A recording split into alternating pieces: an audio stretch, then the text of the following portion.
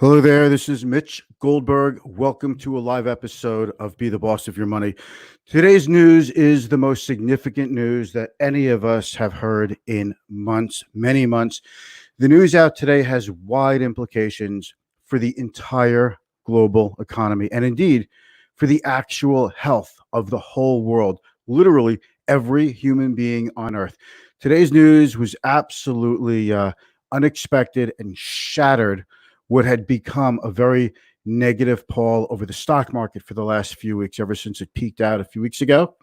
And it also helped clear up a few questions about what could happen with the economy.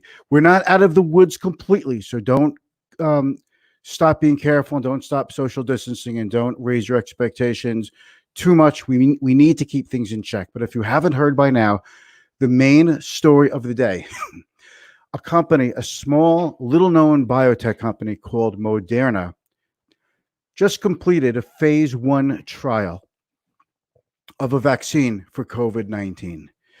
45 people in the trial, 3 different doses of their drug. They were all effective in what we can tell right now in creating an immune response in the human body. In other words, the people who were in the phase 1 trial, every one of them developed the same antibody response that people who've actually had COVID-19 and have gotten over it, who've recovered.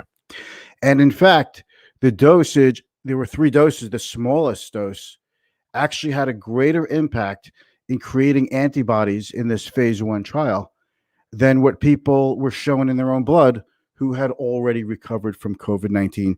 So this is substantial news. We're going to talk about this, what it means for the market, what it means for health, what it means for personal finance. This is by far the most significant news we've seen in months. It has come a lot quicker and a lot earlier than anyone could have expected. We're not out of the woods yet, so we'll get into it. So let's roll the intro, and then we have a bunch of things to talk about.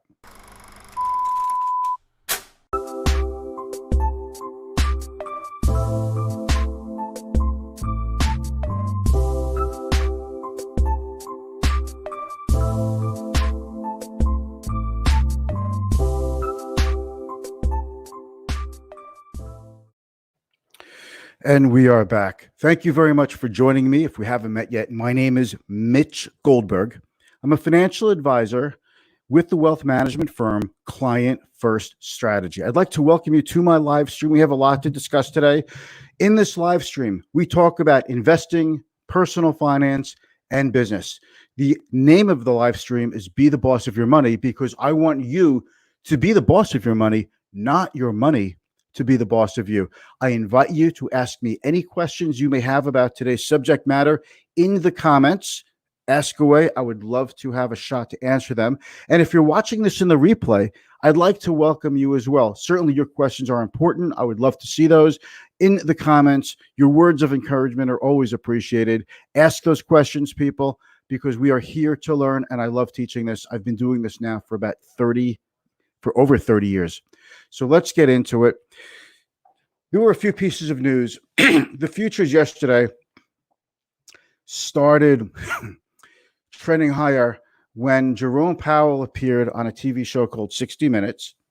And he said that the Federal Reserve has plenty more tools in its toolbox to help the economy chug along, to help boost the economy, and to basically keep the financial system running the way it should be. He says they have lots of creative things to do, and people were becoming bullish. But then the news came out later that Moderna, a little-known biotech company, has come out with what they feel is a vaccine for COVID-19. Now, there are about 100 companies working on vaccines, but this one seems to be advanced. They were instrumental in creating medicines for SARS and other substantial diseases. They use a special technology that goes with the mRNA. What they're looking to do is to stimulate an immune response in the human body by helping to mimic traits of the RNA of a particular virus inside the body. So there were three doses. All three doses resulted in the people in the phase 1 trial showing outstanding results. In other words, they all showed the antibodies as if they had COVID-19 and recovered. In fact, the smallest dose, 25 micrograms, was even more effective. Showed even a greater antibody response than people who actually were infected and recovered from COVID-19. There's a lot to be known, or a lot of unknowns here. There are some people who may have already been infected with COVID-19 who have come down with the disease again. Maybe this drug will require booster shots for, just like we get with tetanus shots. We're not out of the woods. The earliest this drug, from what I've read, could come out maybe the end of this year. That means there are an awful lot of people who have yet to become infected with this dreaded virus. Over 80,000 Americans have died from it. Many more have been infected with it.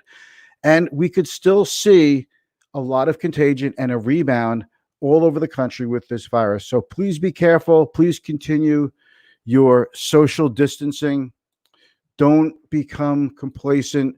Don't think that we are completely out of the woods, because we're not. And we don't know how this drug is going to do in a larger clinical trial. So still, we have to be very careful. Don't think that this drug is going to be widely available anytime soon. And there's another drug, remdesivir, from Gilead Pharmaceutical, which gave us a positive move up in the market a few weeks ago. But you know something? That stock actually was down today. But so far, we don't really have all the results yet for that drug either, even though it's being used, and it'll still take time. So we're not out of the woods. Don't become complacent. I'm Mitch Goldberg. This is Be the Boss of Your Money. If you have any questions, please ask away. Let's start with the day's activity. This is how we start every episode. We take a look at the day's activity. We're going to share screen. This is the kind of day we had today, okay? The Dow was down over 2% last week. It was up almost 4% today, up over 900 points. S&P up over 3%. NASDAQ up 2.4%. The Russell 2000, that's the small cap stock index. That's the primary small cap index. You can't invest directly into an index, but you could invest in a security that tracks or mimics an index. This was up over 6%. Talk about a catch-up trade. If the economy starts to reopen, small businesses maybe have a shot to survive, or at least a lot of them. And then we have the VIX, the fear gauge, back below 30. I've consistently said, if you're a viewer of the show, we need to see the VIX. We need to see it stay below 30. Let's take a look at this chart. This chart is a very, very important chart right now. The orange line is the 200 moving day average. And you see here, we had our March 23rd low so far. The next day I said, with all the stimulus and the government basically taking over the economy, giving the economy time to rest, basically buying us time, that we probably saw the bottom. I think I could fairly say I'm more convinced today that we've already seen the bottom. I've been saying this for a pretty long time now, that we've probably already seen the bottom. So we are getting closer as the 200 moving day average has been trending down. The stock market seems to be going up. And I don't know if you could tell on your screen here, but we have hit a new high level watermark since this bear market and recession and social distancing has begun. So if you could see the the S&P break above this 200 moving day average, that could serve as a signal to other investors that we are at an all clear signal to be a buyer. Let's take a look at some of the biggest movers. Today, I would say, was more of a V-shaped day. Every day I like to say, what shape? Was it an L shape, a V shape, U shape? A V shape means we go down fast and we come back up fast. Today, people are into a V-shape state of mind. United Airlines up 21%. Marriott Hotels up 17%. These are massive, massive moves. If you look at the decliners, some of the FANG stocks, I'll go over this in, some of the coronavirus stocks. Campbell's down almost 5%. Gilead down almost 2%. Let's move on. Clorox down 2.8%. The industrials, by the way, folks, if you are interested in receiving a list of my watch list of what I follow and indicators I follow, you are welcome to ask me. Hit me in the comments or a DM, and I'll be happy to share that with you. But you see this UAL up 21%. Wabash, they make truck trailers up 17%. GE up 14%. Boeing up $15, up 13%. This is an extraordinarily bullish day for the markets. Extraordinary. 3M up over 7%. Caterpillar, just UPS up 5%. Lockheed Martin up $17 a share, up 4.7%. Cummins Engines up. Let's take a look at this next list. The FANG stocks. Facebook up 1%. Apple up 2%. Amazon up a little. Netflix was off a third of a percent. It's barely a move. Google was up a little bit, Microsoft. But the big cap stocks held their own today. So when you have the industrials move up and financials moved up, by the way, and airline stocks moved up, you basically had the stocks that were caught in the crosshairs of the coronavirus that led the day. We keep going. Here are the coronavirus stocks. Zoom down $10 a share. It's still up a heck of a lot this year, folks, but Zoom down $10 today. Clorox down $6. Activision down a little bit. Peloton down. Domino's Pizza down $11. Campbell's Soup down. That was down almost 5%, down $2.59. So you see the coronavirus stocks, the stocks that were benefiting from this economic environment are the ones that took it on the chin. The work from home stocks, the stay-at-home stocks, the social distancing stocks. And last but least, this is the most important indicator that I look at, or how the sectors did today. The energy, I'm using Spider's ETFs to judge how each sector did. Energy up 8%. That is a huge move. Energy led the way, then industrials up over 6%, and financials up over 5%. What do I keep saying? Financials, industrials, and energy. When they lead the pack, that is a sign of enthusiasm, of optimism for a strengthening economy. So that's what we're seeing now. That's what we certainly saw that today. But overall, everything was up today. Healthcare, staples were laggards. Still not a bad day for them. And even technology up 2.45%, even though that was in the back of the pack today. So let me stop sharing a screen. So that's the news on the big news on the vaccine. Chairman Powell, chairman of the Federal Reserve Bank, said that he's got plenty of tools to use. They have a lot of things that they can do to stimulate the economy. Lots of stimulus. There is talk, the House of Representatives passed a $3 trillion stimulus bill this past Friday. It's expected that it'll be shot down in its current form in the Senate. At this point, we'll have to see if it's even worth going with another $3 trillion of stimulus. The states, what I've been talking about for the last few months, the last month and a half, 2 months, states are reopening. As states reopen, we're going to get a glimpse into how much better the economy can improve.